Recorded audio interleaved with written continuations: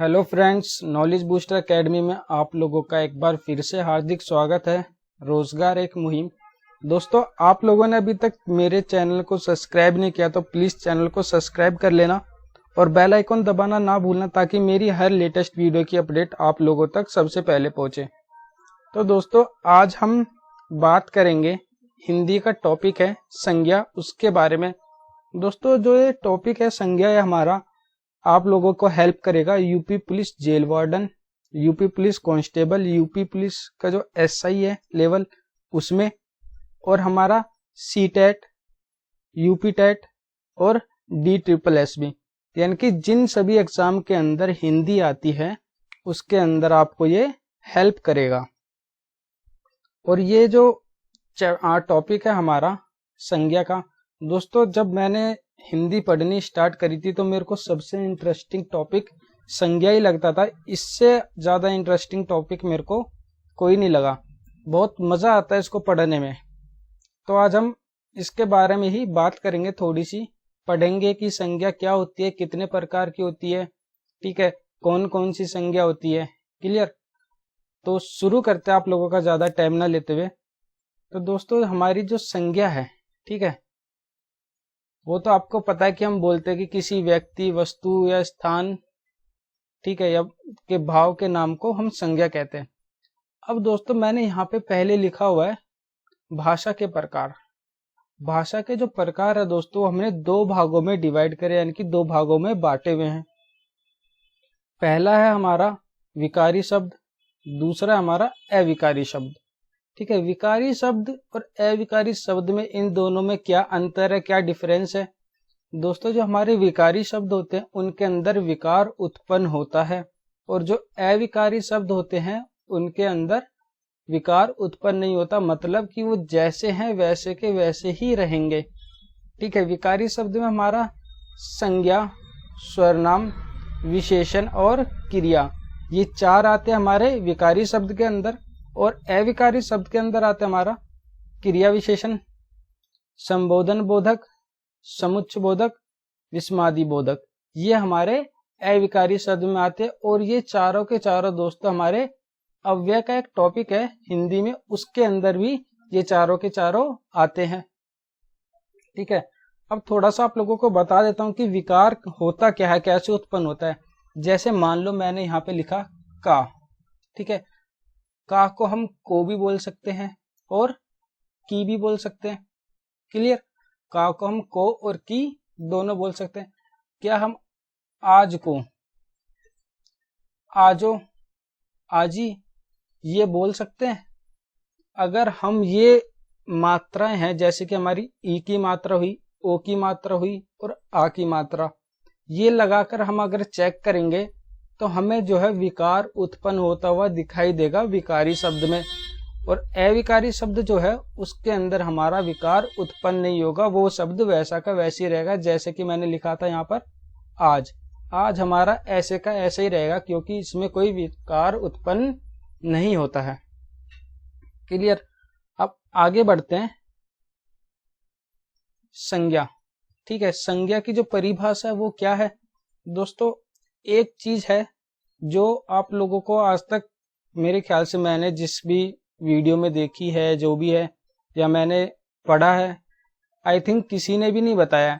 संज्ञा को हम नाम भी कहते हैं। ठीक है, संज्ञा को नाम भी कहा जाता है। इसकी परिभाषा क्या है कि किसी व्यक्ति, वस्तु, स्थान तथा भाव आदि के नाम को संज्ञा कहते हैं। क्लियर?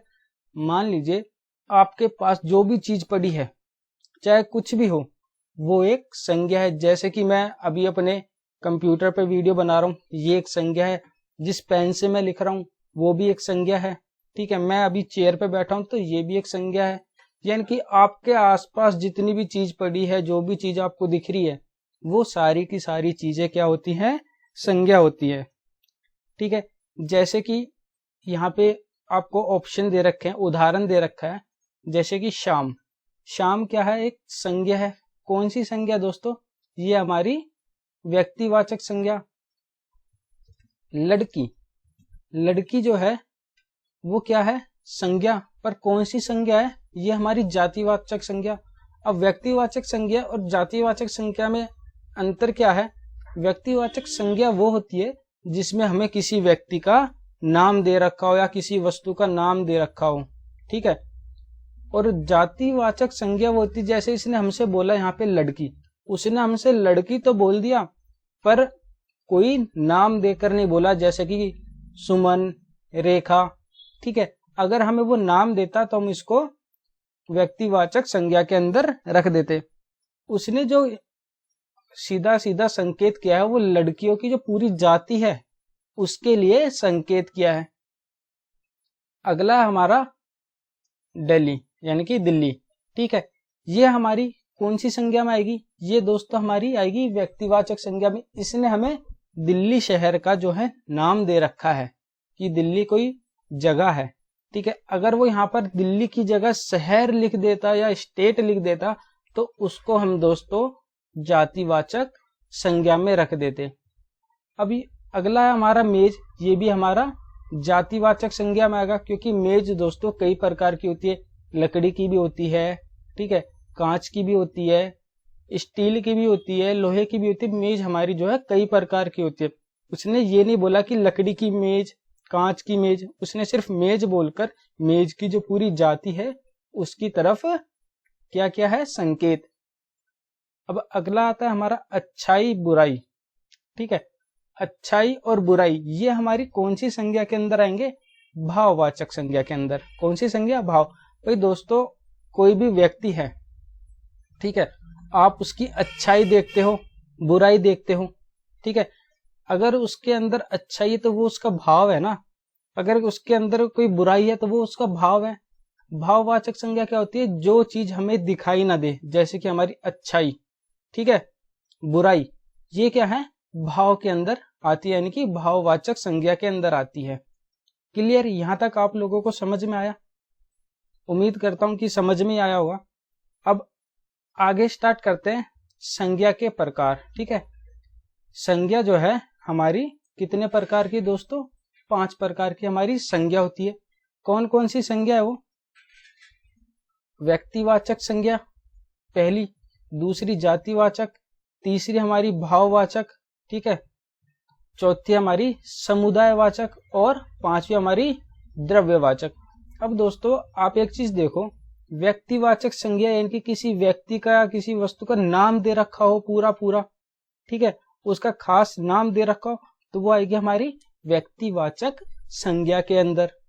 जातिवाचक संज्ञा जैसे कि मैंने आपको ऊपर बताया था ऑप्शन के अंदर, यानी कि एग्जाम्पल के अंदर बताया था, जातिवाचक संज्ञा यानी कि किसी जाति की तरफ संकेत किया हुआ है तो वो हमारी जातिवाचक संज्ञा है। अब भाववाचक संज्ञा की बात आती है। भाववाचक संज्ञा किसी आदमी के जो भाव होते हैं, अच्छाई बुराई, जैसे बुढ़ापा, ठीक है, बचपन, बुढ़ापा और बचपन दोनों दोस्तों ये किसके अंदर आते हैं? भाववाचक संज्ञा के अंदर आएंगे। नोट कर लेना आप, वैसे अभी नोट करने की जरूरत नहीं है, पहले आराम से समझो उसके बाद नोट करना, क्योंकि मेरा रिमोट आप लोगों के हाथ में है, जब मर्जी मेरे को स्टॉप कर सकते हो, ठीक है, और जब मर्जी स्टार्ट कर सकते हो। क्लियर? उसके बाद बारी आती दोस्तों हमारी समुदायवाचक संज्ञा की, ठीक है। समुदायवाचक संज्ञा, इससे हमको यहाँ से क्या पता लग रहा है? समूह, ठीक है। समूह का मतलब कोई ग्रुप होता है जैसे, ठीक है, उसको बोलते हैं समूह। जैसे कोई झुंड हो गया, कोई भीड़ होगी, ठीक है, कोई गुच्छा हो गया, जैसे अंगूर होते हैं हमारे, वो गुच्छे के अंदर होते हैं, तो वो हमारे समूहवाचक संज्ञा के अंदर आएगा। सेना होती है हमारी, सेना हमारी एक व्यक्ति से नहीं बनती, ठीक है, 3-4 व्यक्ति मिलेंगे, ठीक है, जब जाके हमारी जो है हमारा समूह बनता है, यानी कि हमारी सेना बनती है। क्लियर? उसके बाद आता है दोस्तों हमारा द्रववाचक संज्ञा। द्रववाचक संज्ञा, द्रव का मतलब क्या होता है? लिक्विड, ठीक है। द्रववाचक संज्ञा के अंदर जो हमारी मटेरियल है, मेटल, ठीक है, वो आएगा। जैसे हमारा द्रव हो गया, ठीक है, ठोस चीज होगी, ये हमारी द्रववाचक संज्ञा के अंदर आएंगे। अब यहाँ पे दोस्तों मैंने लिखा है आधुनिक मान्यता, ठीक है, और प्राचीन मान्यता। तो आधुनिक मान्यता के हिसाब से हमारी जो संज्ञा है वो 3 ही है, जैसे कि हमारी व्यक्तिवाचक, जातिवाचक और भाववाचक। ये तीनों संज्ञा हमारी आधुनिक मान्यता यानी कि आज की जो मान्यता है उसके हिसाब से 3 ही संज्ञा मानी जाती है। और प्राचीन मान्यता से हमारी जो संज्ञा है वो है 2, ठीक है, समुदायवाचक और द्रव्यवाचक। जो इनका मतलब था, इन्होंने मतलब निकाला है कि ये जो हमारी समुदायवाचक और द्रव्यवाचक ये जो संज्ञा है ये हमारी कहीं ना कहीं जातिवाचक संज्ञा में रख सकते हो, क्योंकि ये कहीं ना कहीं जाति से ही रिलेटेड है, ठीक है। अब आगे बढ़ते हैं, आगे हम पढ़ेंगे हमारी जो पांचों की पांचों संज्ञा है इनके बारे में, इनकी थोड़ी सी परिभाषा और इनके उदाहरण के साथ पढ़ेंगे। आगे चलते हैं। पहला है दोस्तों हमारा व्यक्तिवाचक संज्ञा, ठीक है। व्यक्तिवाचक संज्ञा क्या है? किसी व्यक्ति, वस्तु या स्थान के नाम का बोध कराए, ठीक है। जो भी हमारी संज्ञा आएगी वो किसी व्यक्ति, वस्तु या स्थान के नाम का बोध कराएगी। जैसे कोई व्यक्ति है, उसका नाम मान लिया मैंने बिट्टू, ठीक है, अंकित, ठीक है, ये क्या है? उनके नाम को दर्शा रहा है, तो ये हमारा व्यक्तिवाचक संज्ञा के अंदर आएंगी। वस्तु में जैसे मेज है, मैंने बोला कांच की मेज, ठीक है, तो अब उसने हमें डायरेक्ट बता दिया ये मेज जो है कांच की है। तो दोस्तों ये हमारी वस्तु किसके अंदर आएगी? व्यक्तिवाचक संज्ञा के अंदर। उसके बाद दोस्तों आता है हमारा स्थान। स्थान का मतलब मैंने आपको बताया था थोड़ी देर पहले कि जैसे हमारा दिल्ली है, ठीक है, उसका नाम बता दिया उसने दिल्ली, ये नहीं बोला कि राज्य, ठीक है, राज्य का उसने डायरेक्ट नाम लिया दिल्ली, तो वो हमारा स्थान हो गया, उसके डायरेक्ट नाम को दर्शा दिया। अब जैसे कि ऑप्शन देखेंगे हम, राम। राम क्या एक लड़का है, उसका नाम बताया हमें, ठीक है, तो मैं लड़के का नाम बताया राम, तो ये हमारी व्यक्तिवाचक संज्ञा के अंदर आई। उसके बाद आता है दोस्तों गंगा, ठीक है। गंगा है जो वो एक नदी के अंदर आती है, पर नदियों के अंदर भी उसने नाम बताया हमें किसका? गंगा का, तो ये हमारी व्यक्तिवाचक संज्ञा के अंदर आएगी। नदियां जो है, नदियों के कई नाम है, कई नाम की नदियां, गंगा होगी, ठीक है, ब्रह्मपुत्र होगी, ठीक है, गोदावरी होगी, नर्मदा होगी, ताप्ती होगी, तो ये सभी नदियों के नाम हैं।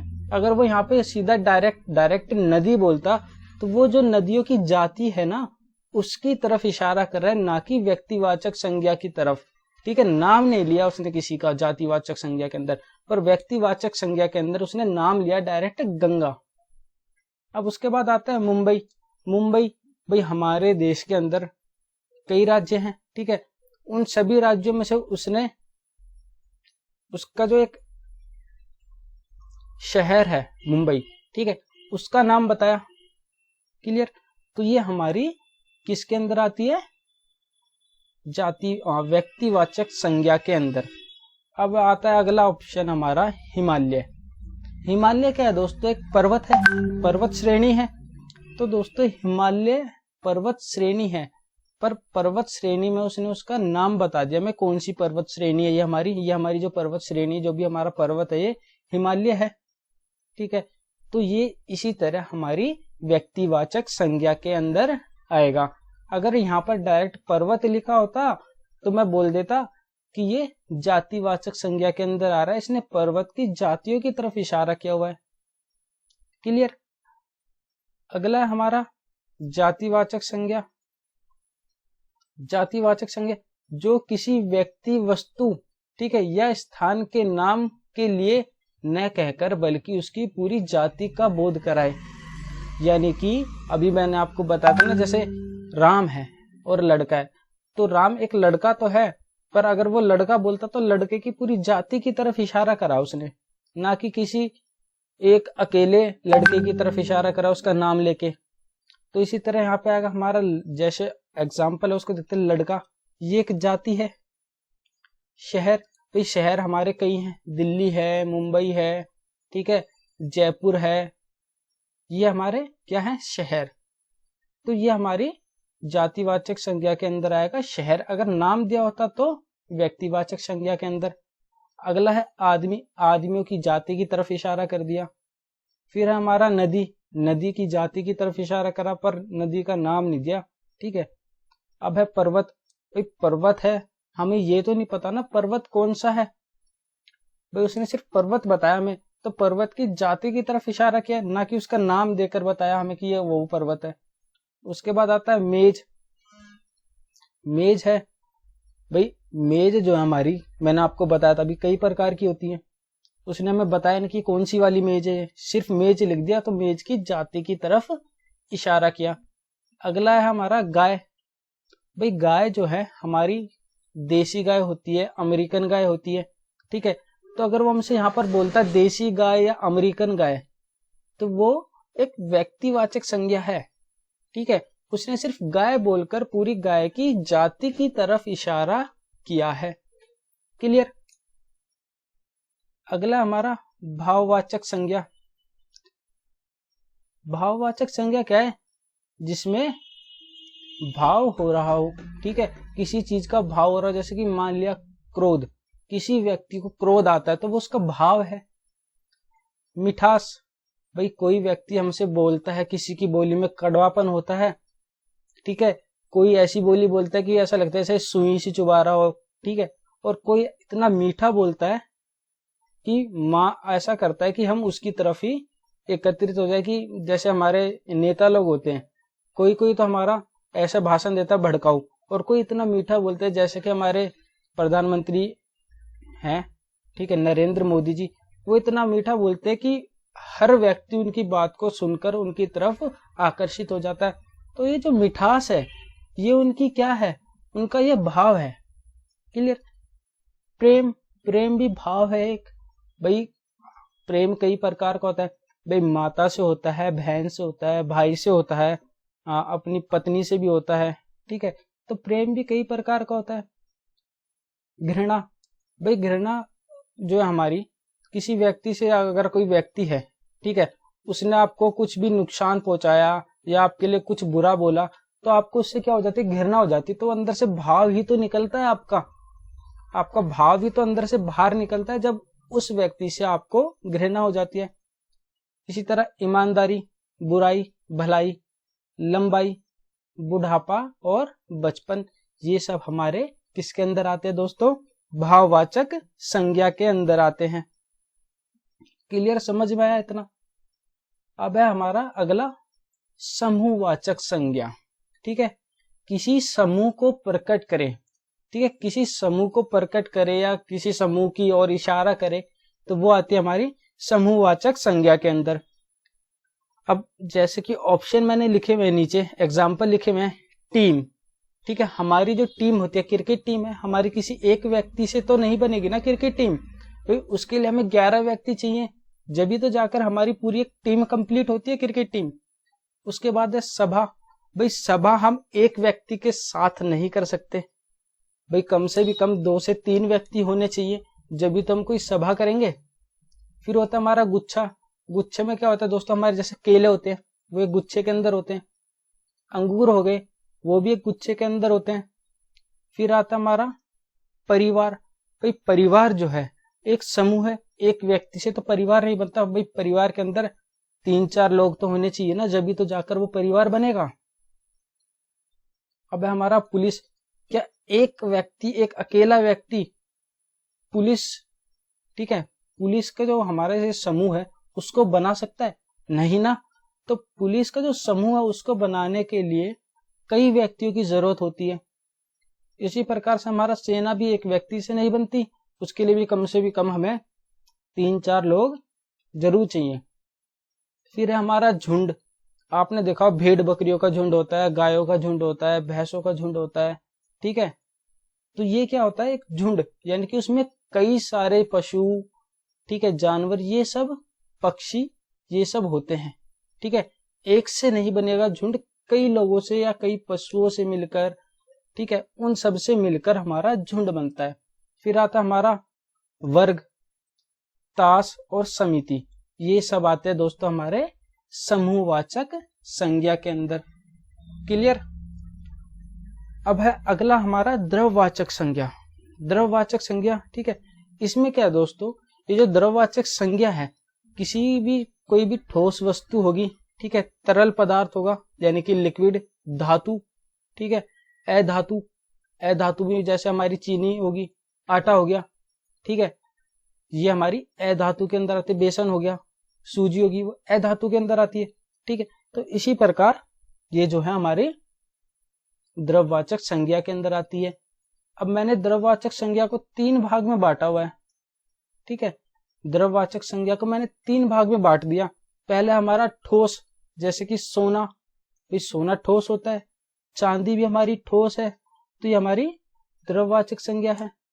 तांबा ठोस, चीनी को हटा देना, चीनी और आटा ये गलती से लिख गया।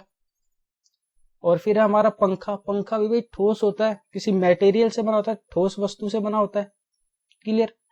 फिर आता है हमारा द्रव पदार्थ। द्रव पदार्थ में जैसे हमारा तेल हो गया, पानी हो गया, घी हो गया, पेट्रोल हो गया, दूध हो गया, लस्सी होगी, तो ये सब चीज जो है दोस्तों हमारी लिक्विड वाली, वो द्रव पदार्थ के अंदर आएगी, द्रववाचक संज्ञा में द्रव पदार्थ के अंदर। अगला है हमारा गैसीय पदार्थ, ठीक है। क्या है अगला? गैसीय पदार्थ। जैसे कि हमारा धुआं, ऑक्सीजन, ये क्या है? एक गैस है, ठीक है। तो जो गैसीय पदार्थ है, धुआं, ऑक्सीजन, ये हमारी, ये भी द्रववाचक संज्ञा के अंदर आती है, क्लियर। तो दोस्तों उम्मीद करता हूँ आप लोगों को वीडियो अच्छी लगी होगी, आपको समझ में भी आया होगा। अगर आप लोगों को कुछ समझ में ना आए, कुछ थोड़ा सा अलग लगता है, तो प्लीज आप लोगों से रिक्वेस्ट है कि कमेंट बॉक्स में एक बार मेरे को कमेंट करके जरूर बता देना आपको ये चीज अच्छी नहीं लगी। अगर अच्छी लगी है तो वो भी बता देना। तो ठीक है दोस्तों, मिलते हैं अगली वीडियो में, तब तक के लिए नमस्कार।